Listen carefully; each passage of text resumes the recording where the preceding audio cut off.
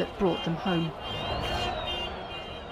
Lucy Williamson reporting. Well, with me is Shehata from BBC Arabic, and we were showing the pictures of the Gaza skyline a moment ago, showing how 24 hours on, this truce does seem to be holding. So it bodes well, doesn't it, for the prospect of further hostage releases today?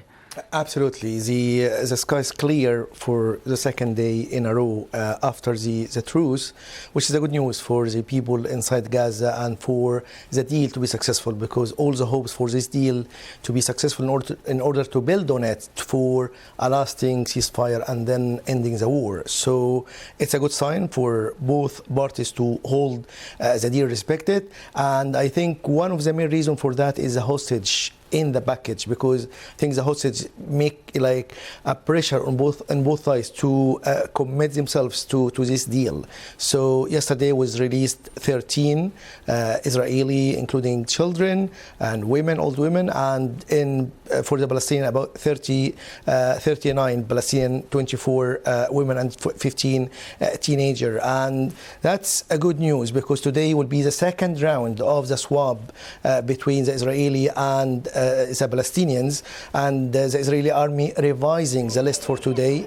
Nothing revealed about it yet, but it will happen today. It will be the second round of a total 150 from the Palestinian side detainees and the Israeli prisoners, in return for 50 of the hostages held by Hamas. There is also the prospect that Israel has offered, isn't there, that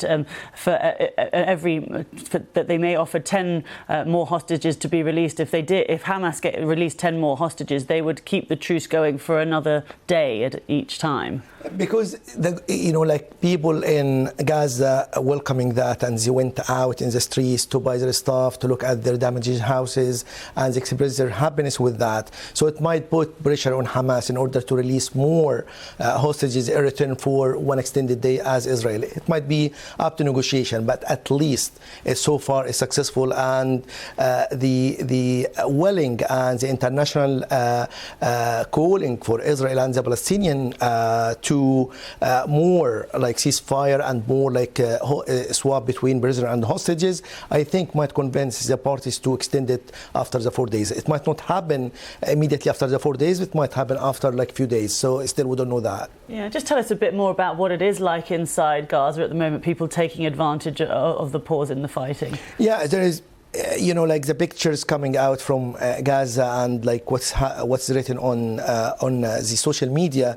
People went there to get their stuff from the markets. Still people complaining is not enough. Even there is more than 200 trucks should be every day according to the deal, and there is fuel, gas for cooking for the people, but still people are still complaining because it's still 2.2 million people there. So much is needed, isn't it? So even the aid is increasing compared to before the truce, but still people going there. But at least some of them went to their homes to check the damages.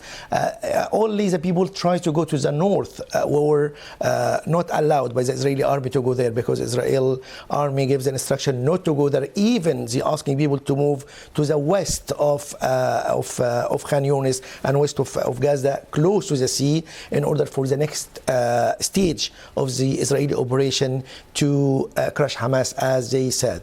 So the question is, I suppose, even though this more aid is getting in now, is it even reaching areas in the north of Gaza?